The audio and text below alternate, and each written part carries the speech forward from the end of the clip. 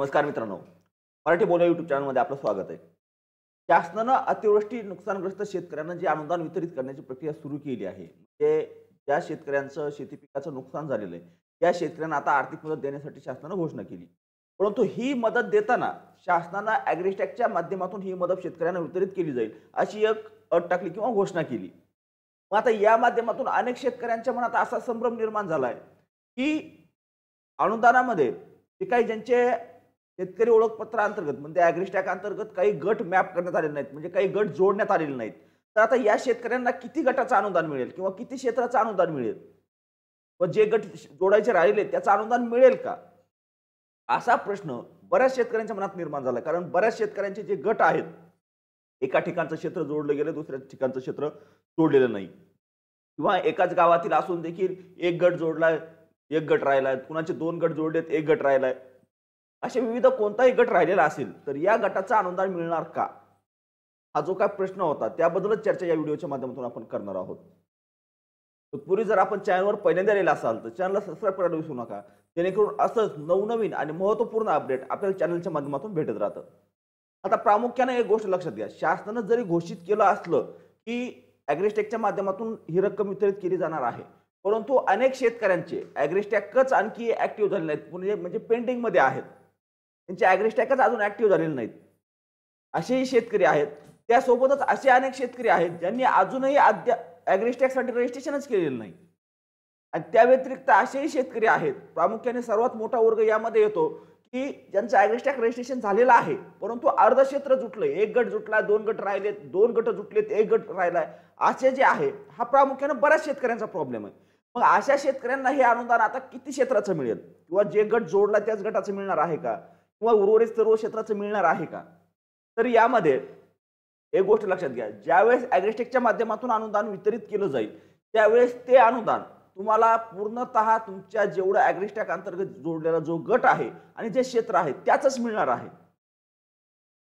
परंतु ज्यावेळी तुमचं इतर गट असतील जे ॲग्रीस्टॅक अंतर्गत जोडलेले नाहीत, या गटाची तुम्हाला केवायसी करून ही प्रक्रिया पूर्ण करून अनुदान घ्यावं लागणार आहे.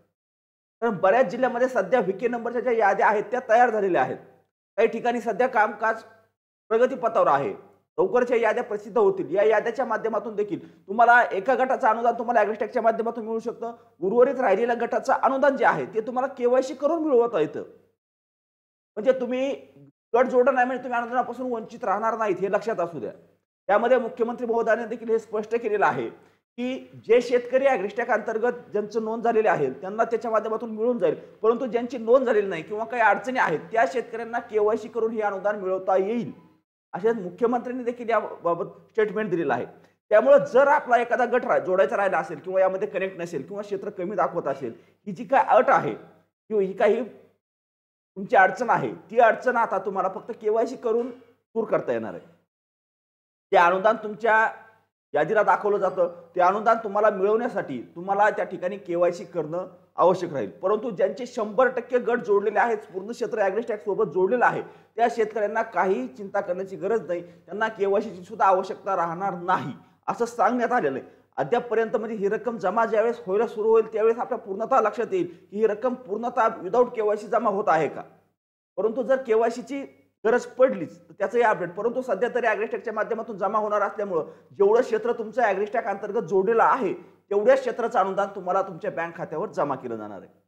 आणि जर तुमचे गट त्या ठिकाणी जोडलेले नसतील तर त्या गटाचं जे तुमचं क्षेत्र असेल, जे तुमचा व्हीके नंबर रेडी झालेला असेल, त्या व्हीके नंबरच्या माध्यमातून केवायसी करून जे उर्वरित गटाचं अनुदान आहे ते देखील तुम्हाला मिळवता येणार आहे, लक्षात असू द्या. त्यामुळं एवढं चिंता करण्याची आवश्यकता नाही की एक गट जोडला, दोन गट राहिले तर आता कसं करू, तर त्याचं देखील अनुदान तुम्हाला मिळणार आहे. फक्त त्याची जी प्रक्रिया आहे ती केवायसीच्या माध्यमातून जी आपण जुन्या पद्धतीने राबवत होतो, म्हणजे जुन्या पद्धतीने आपण केवायसी करायची नंतर अनुदान यायचं, त्या पद्धतीने आपल्याला करावं लागणार आहे. काय आपल्या मनातील प्रश्न होते, या प्रश्नाचं उत्तर या व्हिडिओच्या माध्यमातून आपल्याला मिळालेलं आहे. याच्या व्यतिरिक्त आपली काही शंका असेल, काही समस्या असेल तर कमेंटच्या माध्यमातून, व्हॉट्सअपच्या माध्यमातून कुठूनही संपर्क साधण्याचा प्रयत्न करा, आम्ही आपल्याला नक्कीच मदत करण्याचा प्रयत्न करू.